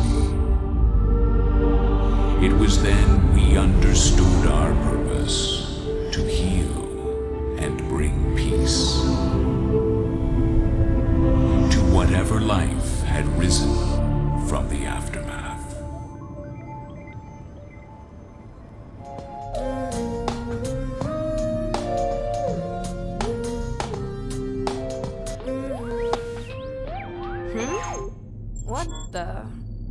What is that? Command, this is Pioneer 9. I'm picking up something weird. Over. Pioneer 9, this is Command. Nothing registering on our end. Can you confirm? Over. Command, there's definitely something out there. It looks alive. It's getting closer. It's coming in! Say again, Pioneer 9. Pioneer 9, say again.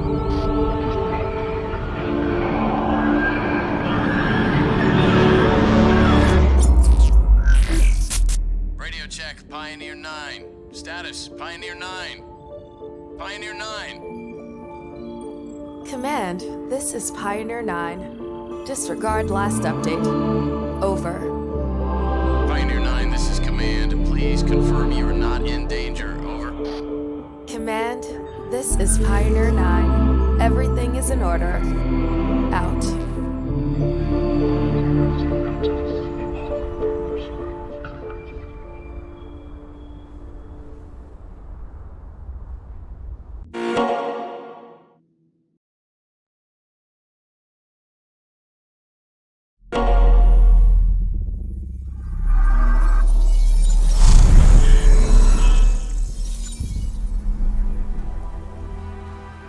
I unearthed an ancient organism and named it Mycara. Hardy, energetic, invasive. I encouraged its growth, let it in. It transformed our knowledge, our lives, our understanding of the Urkins. But the mages, our old enemy, gained control of one of them. And together, they slaughtered all but one. Me. That day I gave myself fully to the Mycara. And we became a fearsome power, hungry for vengeance.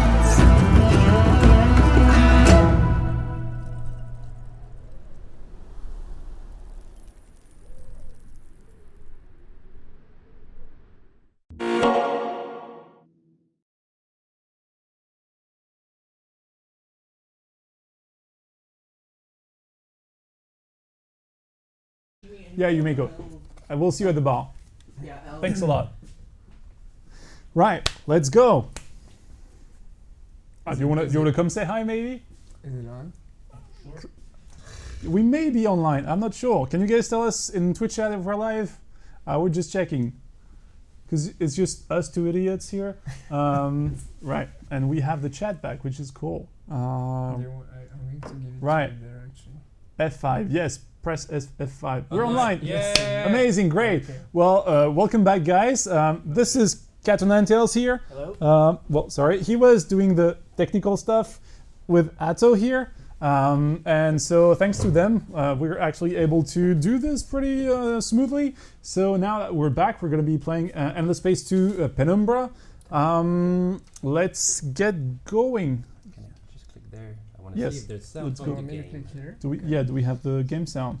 Do we have to unmute something maybe? No. Just go down. I can go back up. Okay, there's no sound coming from the game, so just go into the Yeah, it might be switch muted. and unmute it. You have fun the mixer. and Jail, don't stab him in the back when you're playing on his team. Mixer. I think we have the sound here. Yeah, the sound's muted. It's probably so just it's muted, nothing's just coming. audio. The first one you have to This unmute way? it, and we Right. should be good Okay. to go. All right. Are we good? Have a Good. one, guys. Well, yeah, we'll see you. Thanks, Mom. And guys, this is live television, you know. Right, so we're just jumping into a game. Well, like this is turn 1, I think. Actually, it's a very, very fresh game. Yeah, it's not turn 1.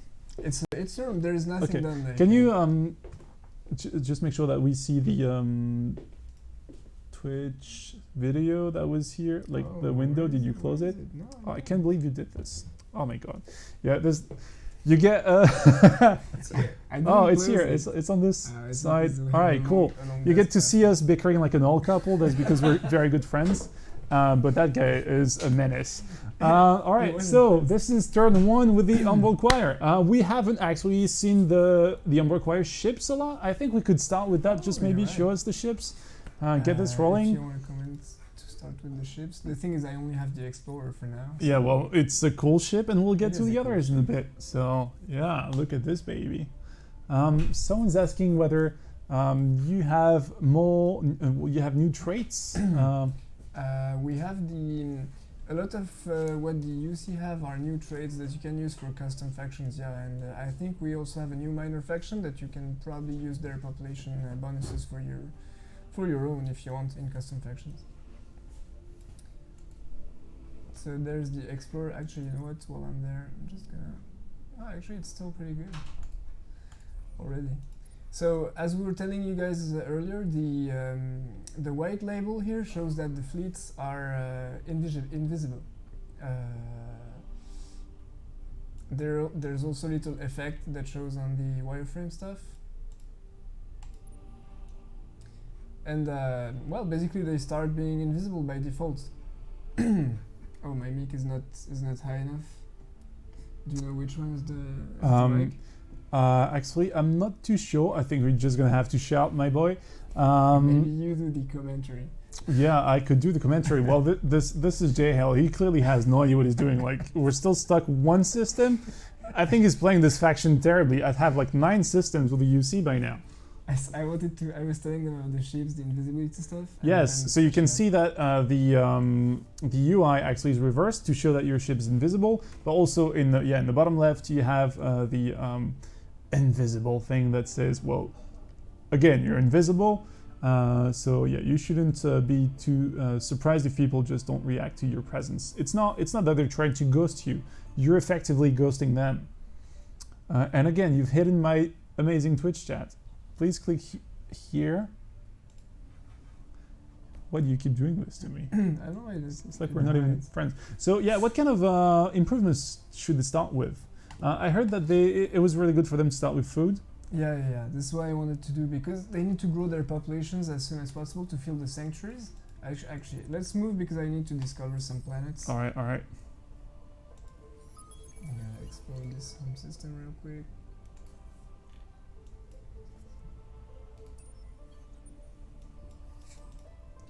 Ah, shit. So this one gives dust. What the UC eats? I'm not. It's a very. This is your fault. Well, yeah, this is my fault. I read that question out loud. Yes, now we have to answer it. Jeff, crap. Yeah, they eat virtual food. Yes, that is a very good answer. I guess they eat bitcoins, maybe. So that's why they have processing power and bandwidth and that stuff.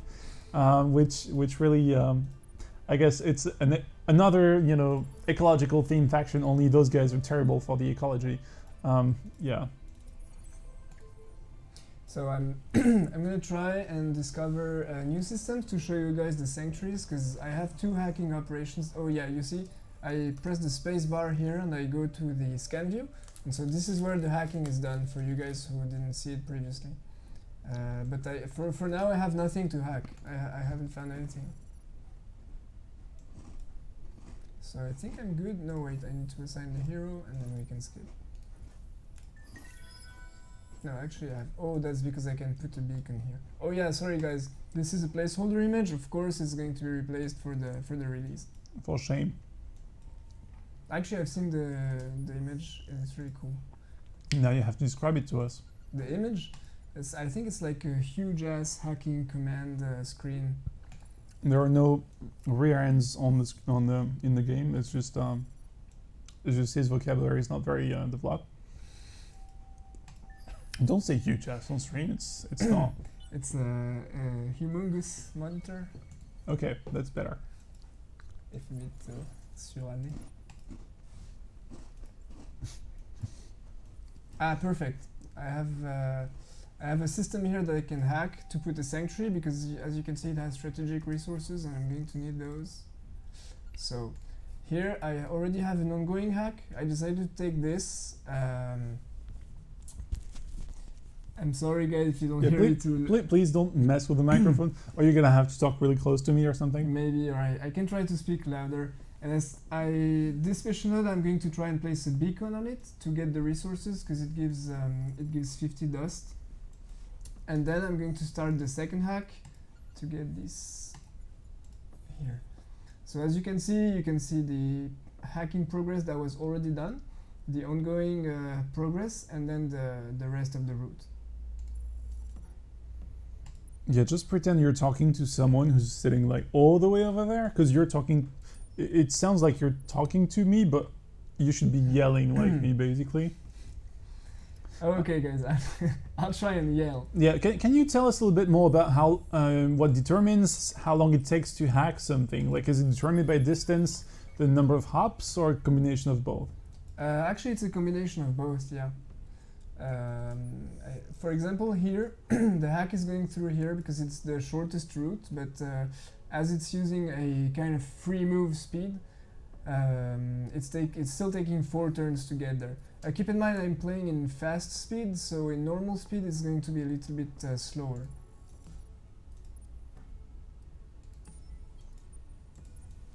Can you hack through wormholes? Yeah, you can definitely use wormholes to hack through them. Oh, lucky us. We spawn next to Hishos. Okay. Anyways, we're going to hack them into oblivion before they become a menace, hopefully. Not the best neighbor to have for the UC, to be honest. We'll see. I think we put the AI in serious. I'm not sure you created this game, so you should know. Oh, this is the lady from the trailer. She definitely looks like she's a bit out of sorts.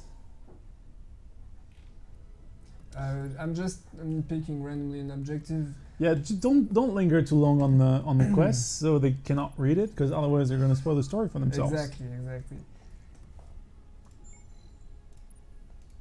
Let's take a picture of you and I, and the thing. Very good. So basically what I'm doing now is trying to explore a bit, to find good candidates for sanctuaries, maybe an escape location, in case the Hishos try to be a little too adventurous with us. Oh, some curious here. Someone was asking whether you could rename somebody's system remotely with a hack. I wish so bad, but sadly. We wanted to do this so much, but then we had so many things to do that it was discarded. Sadly. Yeah, it was my fault that you guys heard about it, because I thought it was still gonna happen. I was so hyped about it. I was gonna change all of the systems names. I'm gonna lose that war, but I'm gonna, win the moral high ground or something. Okay, this is my first hack, so I managed to hack the beacon, and my only option here is, okay, you can reclaim your home if it was lost, but you're not going to use this often, and I'm going to install the beacon. Oh, someone's saying, should the UC attack fleets or stay cloaked? Basically, your explorer at the start doesn't have a gun. What you do with that not having a gun bit is your problem, really, but I wouldn't attack. They're really, really good explorers, yeah, at game start. Can you hack through Volter portals? No, I don't think so. Even if you're allied with them. Because the thing is that even your allies don't know that you're hacking them. Hacking is totally anonymous. The only way you can know if someone is hacking you is if you manage to trace them, yeah. and that you see on which system you arrive. This guy is done, and this guy has probes. Okay, there's their home system. Actually, okay, I have an available operation. Oh wait, they already took this? Oh, it's an outpost. Someone's asked whether there's the technology to see the invisible ships later in the game, maybe, that you can unlock. Yeah. And yes, there is. Do you want to show the tech tree? I can show it directly to you guys. Yeah. Here, I think is okay. Anti-cloaker, yeah. There is your first detection module. So this module, you put it on one ship in your fleet, and your fleet obtains the detection ability on the galaxy view and also in battle. And then you have 3 levels of it. I think this is the next one, and the last one, yeah, that's here. Yeah, once you can detect all of this, it's like very advanced stuff. Yeah, someone was asking whether they could have a biscuit. I'm sorry, this was my snack because I get snacky when I stream for 2 hours. So which is why we never do marathons. Really, just imagine the amount of food I have to consume, and sadly you cannot have any more of it because the thing is empty. It was very good. It was a biscuit with chocolate on top. I wanted to show you the. I'm not going to go over each one, but you can see the new the new icons for hacking in the tech tree. These red and blue ones are the programs that you can use to defend and attack, and this one is a more general hacking and lock. In this case, it gives an additional route. Devil Dog is just joining us now and is asking whether the second expansion has been revealed. Yes, Devil Dog, welcome first. And we've talked about Symbiosis earlier in the stream, and you've basically, I think, missed it by about an hour. So yeah, if you wanna see Romain, see all the other stuff we talked about, you can always go back at the end and rewatch the starts. Someone was asking whether you can cloak Behemoth. No, do you have a module that is big enough to fit the whole Behemoth then? You cannot cloak the. No, wait. Actually, you can cloak the regular behemoths, but the specialized ones you cannot. Because as you see, you can have the economic behemoth here and have it cloaked. Actually. Can you have a fleet that is partially cloaked to hide your numbers and bait people into attacking you? Yes and no. You cannot have this in the same fleet, but you could. What you could do is have a master fleet which is entirely cloaked, and then have a regular fleet that's not cloaked, and do your stuff. Okay, so if someone attacks you, then they will attack the small fleet then, or will it actually put them against the biggest fleet? They're going to be merged. Yeah. I think. Oh, nice. Okay. But this is a double-edged sword. Like, you need to be careful not to leave visible fleets with invisible fleets that you don't want being attacked.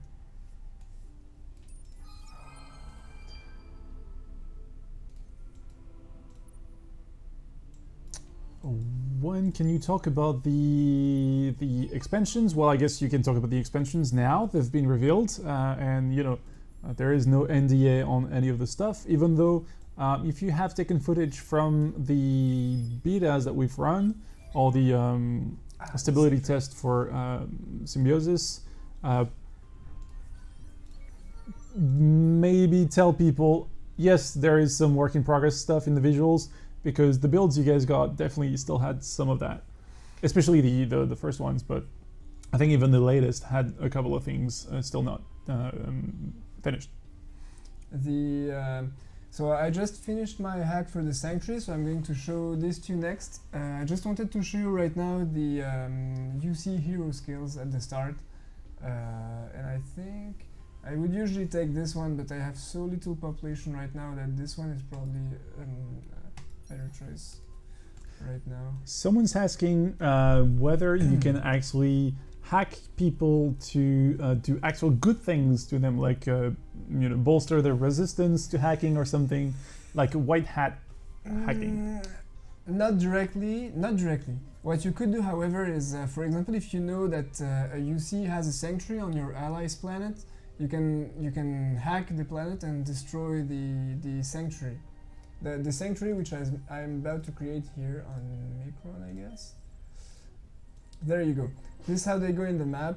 So as the UC, you know that you have a sanctuary here with the little triangle, but only you know that. And the Hisho is going to need to research the detection module if he wants to find out that we're here. And this is how the interface goes. Like, the sanctuary lives in parallel to the planet. And the population will exploit the resources of the planet, but the resources are going to be sent back to the UC home system. You'll see when I get a new population there. Devil Dog, we love you too. This is a tiny heart. Do heroes get experience from hacking, and if so, is it only they're in systems and not fleets? No, heroes don't get experience from hacking because it's hard to keep track. I mean, we could take it from the starting systems, but we didn't make the link now. Can only one UC have a sanctuary in the system at once, or can multiple UC do it in the system but different planets, or multiple on one planet? Actually, that's a pretty good question. Actually, it's one sanctuary per planet, but multiple UCs can cohabit on a system, yeah. And actually, if you place a sanctuary on a sanctuary system that is already inhabited by another UC, you will discover his sanctuaries. And right now, I'm going to need some colonization texts. Or you know what? I'm going to hack the Hisho. That's because I'm usually the one playing the Hisho, so it's a natural feeling for him. Passive revenge. Will explore ships with the detection module reveal your ships or systems with the probe? Yeah, basically, can you tell us how people can actually reveal your home system as a UC? So no, the probe. Oh shit! He put his behemoth on my sanctuary. Please keep the language sorry, PG. My bad. I'm sorry. About the probes detecting, if the explorer ship has a detection module, it does not give the probe the ability to detect invisible fleets.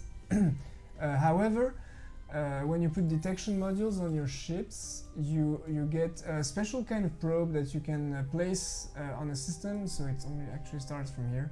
The anti-cloaking probes, and they're basically static probes that sit on a system and that will detect anything that passes through there. Let's see. Someone's saying, like, if you had a UC in each alliance, that would be like the space version of the Cold War. Yeah. I mean, considering that the space race was basically an offshoot of the Cold War, it makes sense, kind of, when you think about it.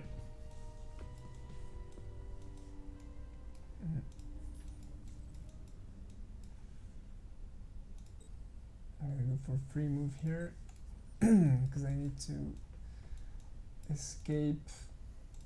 And just in case, I'd like to put a beacon far away from the Hishos. It's probably for the best. I don't know if it's for the best, but...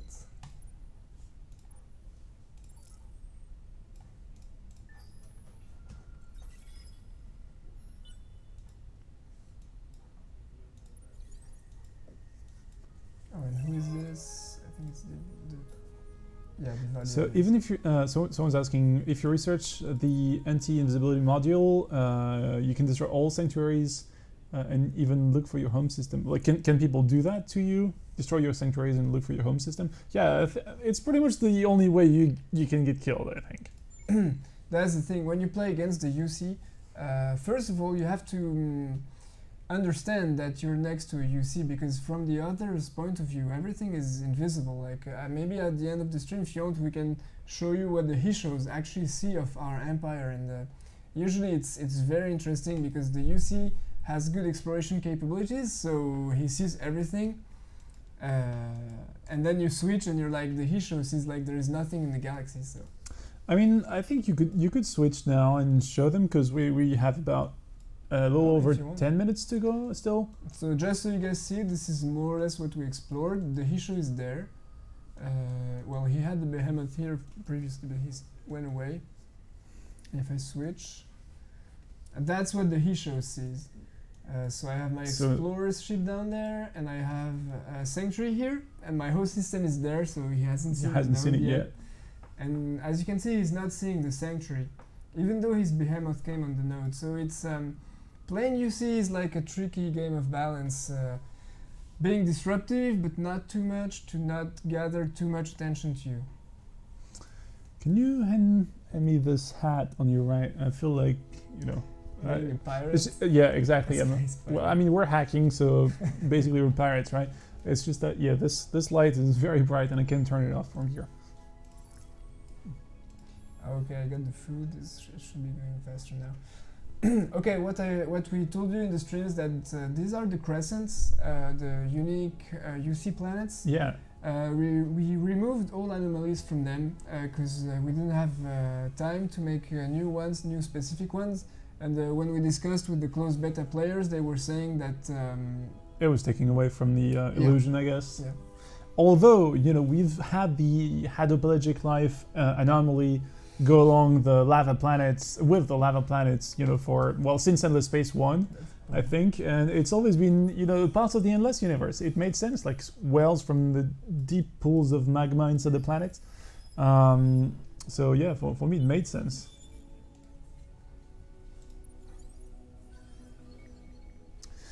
See you, Devil Dog. We'll see you next time. Bye, Devil. Someone's asking, do you have ideas or maybe already experimented during development with ideas of global events similar to the winter season in Endless Legend or endgame crisis. Well, I mean, the Academy storyline is kind of this. And at the very start of the game, when the game first entered early access, the whole Academy storyline was a lot less involved, I would say. The bonuses would not be very game-changing, but it was perceived to be pretty much that problematic because of that, because people would feel that they didn't care much about this. It was a lot less interesting to try and pursue the Academy storyline than just outright go for your normal win condition, which is why I think it was with the Volter's expansion or with the next one that we revamped the Academy storyline? I think it came with the Volters one, yeah. Okay, well, anyway, it was less than a year ago. So now the bonuses are a lot better if you actually are on the winning side, so you have a much stronger incentive to not only take part but also win, because this is a strong boost to get you moving towards your own victory condition.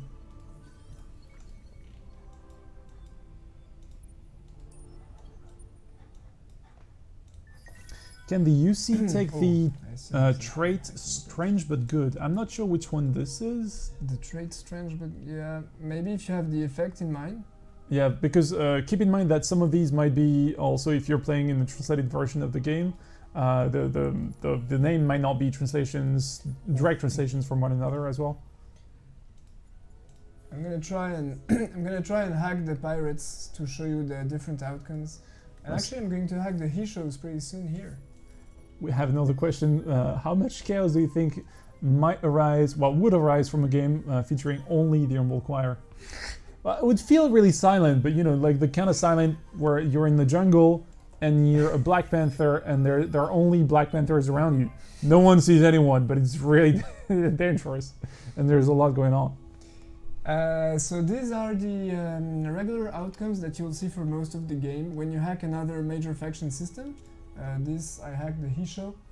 I'm not too sure what I want to do yet. I think I'm going to, let's pick for the quest. There, and there. I think I'm going to create what we call a backdoor, which is basically a new hacking point from which I can start different hacks. I can't believe you're only talking about backdoors now. That's like the basics. So I'm going to create the backdoor. UC 101, man. So the hacking is done. I created the backdoor, and in scan view I can see that I have a backdoor. It does cost me a little bandwidth, which is allocated, by the way. It's a new behavior for the resources that we didn't have before. Mm-hmm. And so now I can start hacks from this backdoor, but I have to be careful because if I get traced back, the backdoor is going to be destroyed. Someone had a question, actually very, very good question. What are the best victory conditions for the Humble Choir? It is a good question. To be honest, they're fairly good at any victory condition, but we have a preference for the Wonder Victory and the Science Victory. Because they can, they're a tool empire and they can have, their home system can be really, really, really extremely powerful. So wonder-wise, you can actually build several wonders on the same system. Yeah, we had to do this. Yeah, but you don't, people will probably try and figure out wait, hold on. They have one system, do they have to build one wonder? And no, it's not that easy. And someone had a very good pun saying that a game full of the Humble Choir would be the quietest game imaginable, to which someone else said that it was a bit ironic considering that all of these would be separate choirs, and quiet choirs, which is really a mouthful to say, sounds like an oxymoron. It does. I stayed in this view because I wanted to show you guys that as you can see, my system here is full. I don't have any more population slots, but I'm still growing population, and it's going to appear on my sanctuary. I think it says here, sanctuary maker, and when the pop is built, it'll just pop here directly. And so this is how you can expand as the UC and actually earn a lot of resources on the home system. And I'm going to build one of these because these effects also apply for planets and sanctuaries, so it can be a great boon at the game start. Someone's asking why do the crescents have curiosities, and it is true that a couple of these are locked here on the left. So there are some curiosities No, left. It's Anomalies. It's probably strategic resources that will get revealed automatically when I reach the adequate expedition power. Okay. I was confused as well. And someone else was asking whether all the rings in the home system would be cold and sterile. Yes, actually for now, yeah, they're all cold and sterile. And even when you terraform them, they just get bigger and they get more base resources, as you can see. More crescents. It gets bigger on the inside as well. I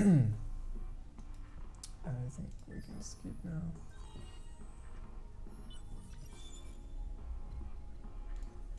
No, you cannot change them from cold sterile. You can just increase the size of the system that is settled to increase the number of rings on it. Yeah. Yeah, you cannot terraform their type. They're the same type. Good question. Actually, can you, if you're a enemy faction and you discover the system and you invade it, can you actually settle it afterwards? Can you live on those ring worlds? Yeah. Other faction can live on the UC system. Yeah. And benefit from the crescents, especially if they're fully upgraded. They're pretty good planets. Yeah. It's kind of crazy to think about because they can have like this sanctuary on a destroyed planet, they can live on normal planets, they can live on their own system, which means that they don't need any of really the infrastructure or the food or the shelter to actually exist. So they're really doing all of this for the convenience of the people who just conquer them anyway. I don't know, to be honest, I'm not sure about the lore explanation. I think the UC does require some like anchors in the physical worlds to be able to manifest in it, and this is why it's mostly comfortable with being in the I don't know how to call it. I think Jeff mentioned dark matter, the like alternate dimension almost.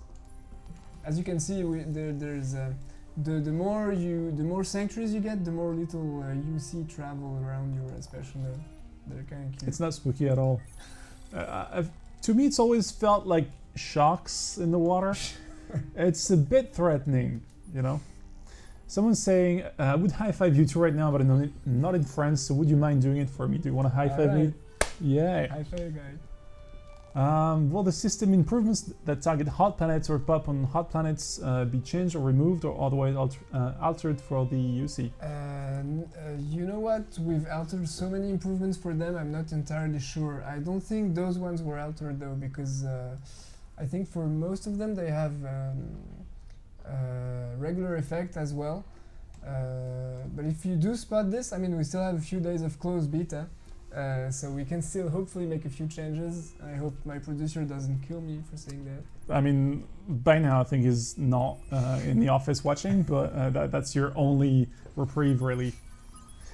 We have a couple of minutes left. Someone's asking about the discounts on the Endless Day generally.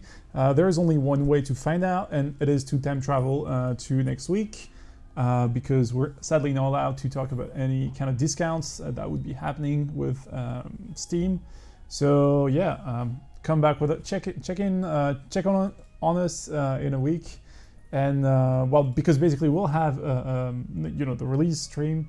We'll be streaming some more of this, and then you may find out.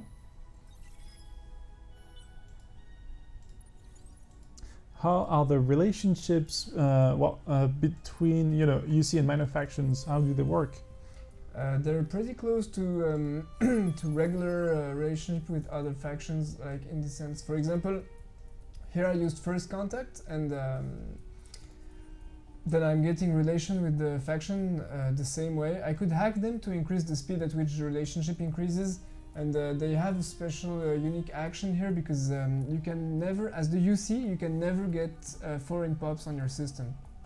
So all the quests, events that gave you different populations have been either modified or simply removed for the UC. I mean, the one that is called the Strange Visitor, was it?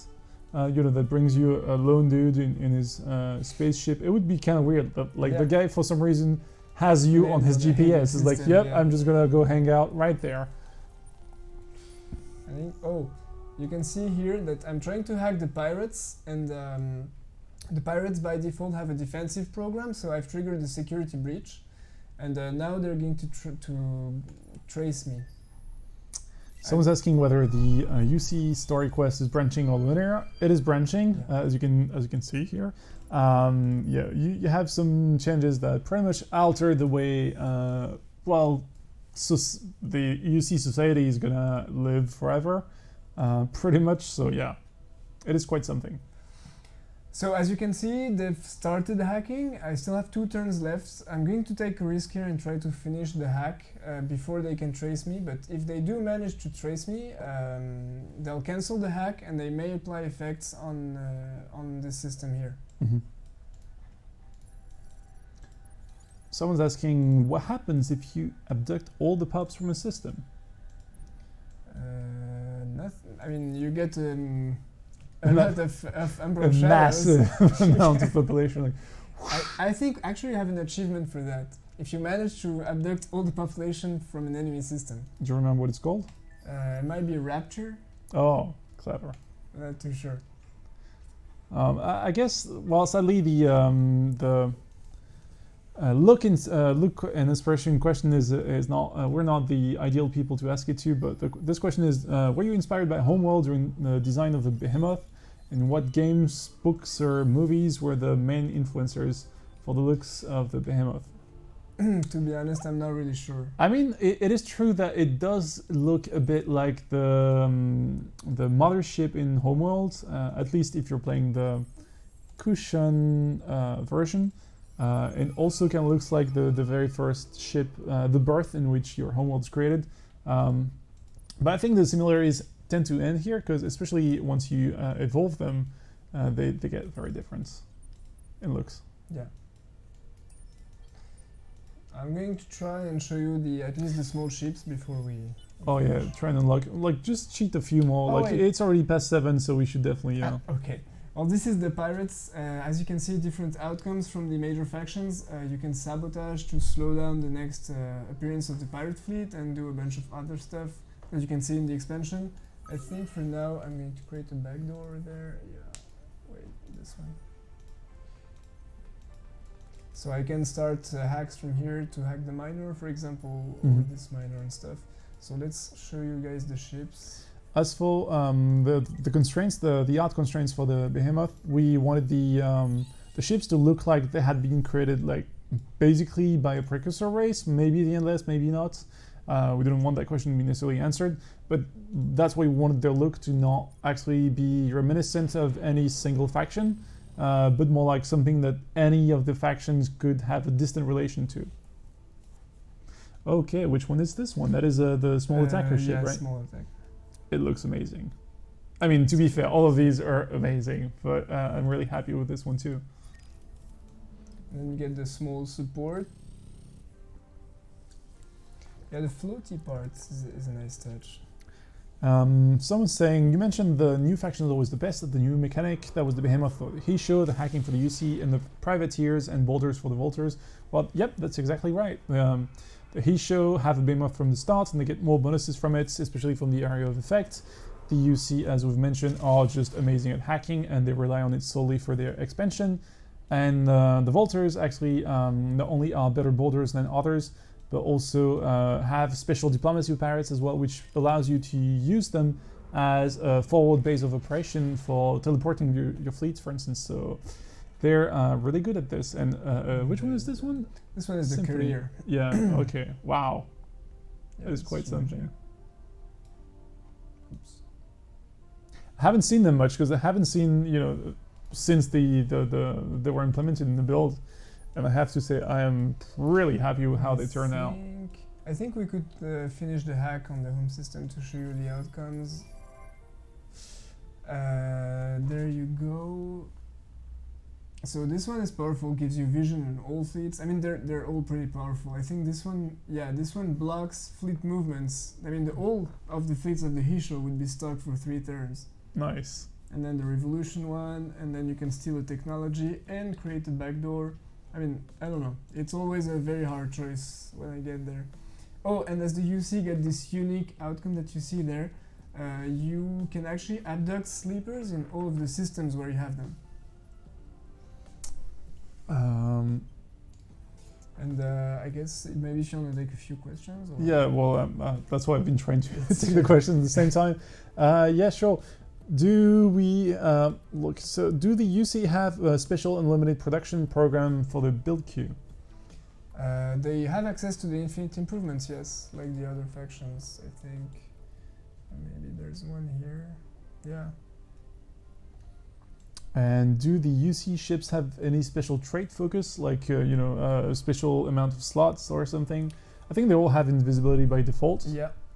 So is that a module you can remove, or is that like on the ship? It's on the ship. That's amazing. It doesn't take a module. The idea for the UC, I think, was to make them a little bit support oriented, but not as much as the Horatio or other factions. Their ship are pretty good all-rounders, you know. Mm-hmm. I mean, except the exploration vessel, which doesn't have a weapon. Again, it's happened to me trying to make a fleet to bust up some pirate. As you can see. And I arrive at the pirate nest, realize my fleet has no weapons whatsoever. I'm like, get shot at. Oh god, what have I done? As you can see, like, this is the medium attacker and has a lot of support slots, and some of them you have to make choices, support or attack or defense. And someone's asking whether the rings can be specialized and how really the UC work with the trading companies. So first question, the rings cannot be specialized. They all have the same stats, but I'm just going to pass you have the you have the specialization though. I picked. Oh, sorry. This is what you mean. Yeah. They can definitely be specialized. Yeah. That makes more sense. And I wanted to show you the. I actually have to choose an outcome. It's fine. Just you can always just keep to. No, actually, it's mandatory. You have this for the outcome. Yeah. Okay. And there I go for the. Okay. This one now gets 2 rings because it has been terraformed, so the base resources are a bit stronger too. And what was the second part of the question? What about trading companies and UC? How's it work? It's a bit different.